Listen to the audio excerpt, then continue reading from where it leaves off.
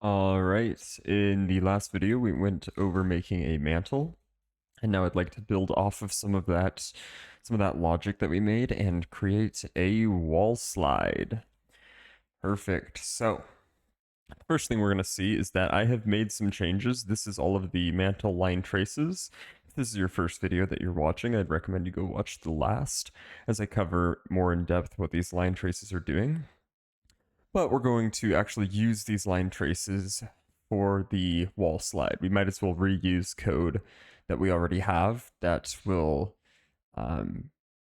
be needed in similar scenarios, as a wall slide can only occur when we are in the air trying to touch a wall. So we need something to detect that we're touching a wall, and we already know based off of the mantle logic that this occurs while we are in the air, while we're falling. So I've made some changes here. The first thing to note is this is all of the mantle code. I have moved it down into the side because we need to do some checks first.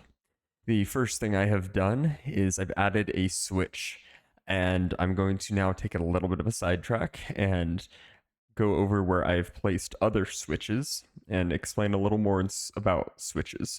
So I think, yes, in the video I made on just jumping and falling, I briefly covered what a switch does, and that was seen within the movement mode changed. We used a switch to determine when we're falling, when we're walking, and such. We can do things based off of that. And this is what a switch is. It allows you to make more condensed decisions instead of having a whole bunch of branches, where I would be like here and want to maybe get equal. Before this gets too unseeable, we're going to pull it down here. If I were to do this, make a branch, okay, I want whenever this is equal to, let's say, wall sliding, we'll do something up here. If that's false, we need to now check whenever this is equal to mantling. Okay, cool. But wait, I don't want this to, oh, getting a little crazy there. I don't want any of this to happen if it's equal to attacking. So if it's equal to attacking, we got to make sure that that's false. That's false. And so things can quickly get, you can have a lot of branching branches, a lot of true or false if then statements. And to condense this, we're going to use a switch. It just pulls off of a variable type, and you can actually type in switch and you can see just how many different switches there are. A lot of these are dealing with different texture stuff, but whenever you make a enumeration, an enum, it actually will automatically create a switch for you, and anytime you add to that enum, it will increase the length of the switch and add a equal option.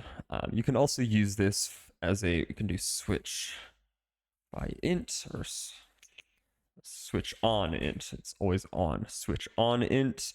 So you could have different selections that would occur.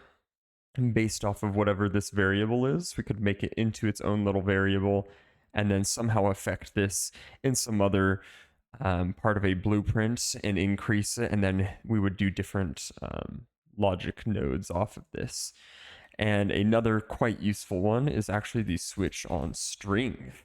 This is a bit of a fun one, as we can now take, let me just delete that. We can take inputs in text and give out some outputs. Let's see here. If I were to have a string, we'll just promote it. And somewhere in my nodes, let's say this selection gets set to saying hello. Now we could actually write in, selecting the switch, we could make this into hello. And whenever the switch would be equal to hello, we could do the hello logic. And you could do other things like a goodbye and a, I don't know, tired. These are completely random. And somewhere in your functions, I don't know why I'm using different words, somewhere in your code, there we go. In your code, you can change this to according strings to then build off more code there. So it's a very useful tool. So that's a little bit on switches for you. And as I said, I have changed some switches, or I've added some switches into other places. So the first being right after the line trace, we're going to do a switch on our player state. The next is going to actually be up here. It's going to be on our left-right movement. We want to be able to move whenever our player state is equal to none, as well as wall sliding. So make sure you add a wall sliding in here. This will allow us to, while we're wall sliding, actually stop wall sliding by just coming off the wall. I can show real quick. We can just hop off the wall by just pressing left or right. The second I did was off of jump, making sure that it's equal to none. And I am placing these here as a better form of protection. Instead of using a Boolean where I'm just checking that this is equal to none and then doing a check, I prefer to do this right now, as we can do different types of logic. It's the whole idea of a switch. So if we press jump and it's equal to none, well, we'll jump. But maybe if we're attacking and then we press jump, maybe we can play some different type of animation or something. Right now, this is an okay form of a check to do, because this doesn't have a lot of computation. A switch of this size with just using an enum, which is read off of bytes, it is very quick. If you were to have a switch that is using larger mathematical functions, it would call each of the options first. This is where it gets a little dangerous. It's not just checking the first one. It's going through, it's checking this one, this one, this one, this one, this one, this one, and this one. And then it's determining that, oh, we're currently equal to none, so we better go off of none. It's just double checking through all of them. And that can get expensive if, like I said, you have some type of a switch that is using maybe some math, where every time each of these was checked, it would have to perform the actual math behind whatever you're doing. So for now, because this is a very simple enumeration and is very small, it is totally okay. So I put that within the left and right movement as well as the jump, and that was it for that. And we'll come back to our mantle now. So we're going to ignore what goes off of wall sliding and just focus on the none. So whenever our player state is equal to none, we're going to want to do some checks. The new check I've added is for the wall sliding specifically. We want to do this before we check for mantling, as what we're actually checking is the paper character's movement. We want to see if they are moving in a negative, with a negative z velocity. This prevents your character, I can actually just demonstrate. It prevents your character from doing this. We hop over here. If I were to jump, actually since I've disabled jumping, it's a little bit hard to see, but there could be times in which you actually float upwards while you're wall sliding. There we go, that was a lot easier. So we have this weird up wall sliding movement that I don't like, so we're going to make sure that we only go into wall sliding while our velocity is less than 0. And then we are checking that both line traces are true.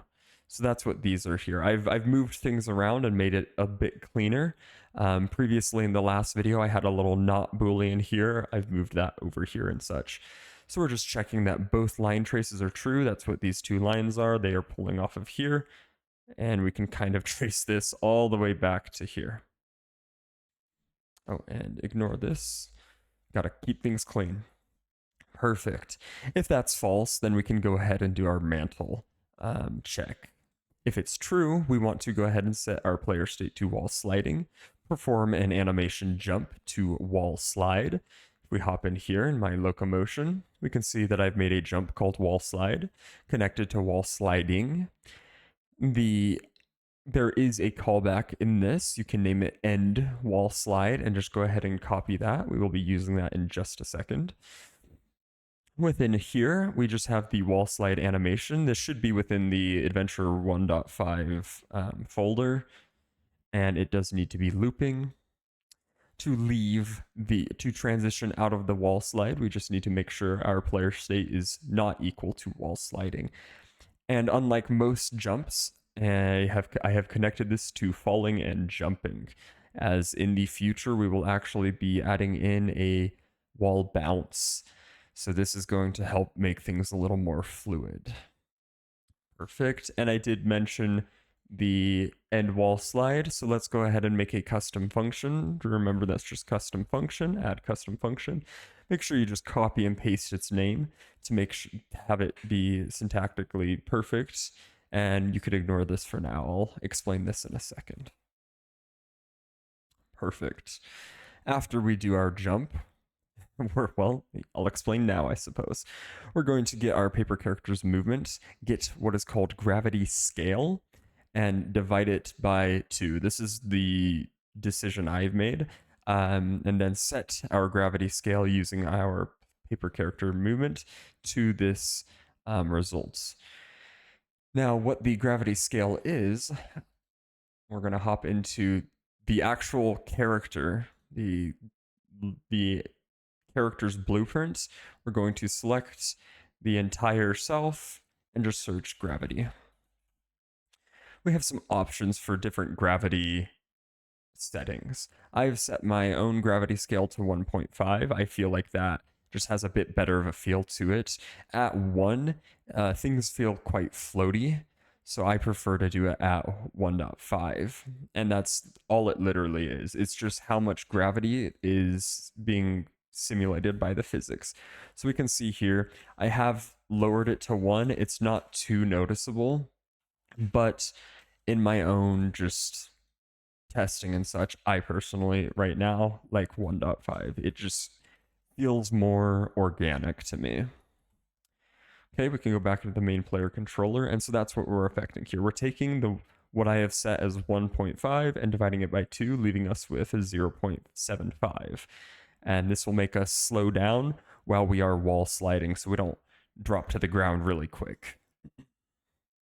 Perfect. And we can hop back into the animation blueprint and finish this off. So whenever we leave the transition, remember this is a callback, as whenever we exit out using this rule, we will play the on-state exit event name is end wall slide. So we leave this, it fires this. And this is just going to set the gravity scale back to what I have it as 1.5. And you could make this a variable and set it within your player controller to make sure that it stays consistent. And similarly, we will also want to do that on the animation complete. Just ensuring that if at any point we get interrupted within our wall slide, our gravity scale will still be set to 1.5. Sorry, if this is your first time watching, what this actually is, what this animation complete event is, I have it within my idle to the on-state enter event name. So in case there's any type of weird interruptions, we are going to fire this and set things back to normal. Perfect. Now continuing onwards, we're going to now pull off of the wall sliding. You can select here, pull it off, and then shrink it to make things a little more condensed. Now what we're going to do is make 2 not booleans pulling off of both line traces, and we want to check whenever both are not true to set our player state to none. So if we're no longer hitting an object, specifically whenever we're no longer hitting a wall, we will no longer be wall sliding. And this stops us from just continuously wall sliding. Whenever we would leave an object like this, if there was no more wall, our animation would be stuck wall sliding because there was no way for it to exit. This will provide that exit. Perfect. And we need one other type of exit. I'm going to quickly disable it just to show. As it stands right now, the wall slide will just go like this and stop. So we just need to create another bound event. Within our on possesses, we want to come over to where we've made the event binds. This was in one of the first videos that I went over this. This was for the movement mode change. Now we need to get the bind event to landed delegate and just create an event called on landed. Within the on landed, we want to do another switch off of our player states. And whenever we are wall sliding, once we land, we will set the player state to none. And I should mention what this actual on landed is just checking whenever we've touched the ground, whenever we've gone from falling or just to not falling. Usually it's from falling to walking. So whenever we've touched the ground, we will fire this on landed. And specifically, when we're wall sliding, we will now set it to none. And this will make so everything works nice and fluidly. We have a nice wall slide that slows us down on the wall. We could even set up some more logic to kind of pause on the wall or slow down more, but this works fine for now. Thank you for watching. I hope you enjoy. If you have any questions, please feel free to ask as always. Bye.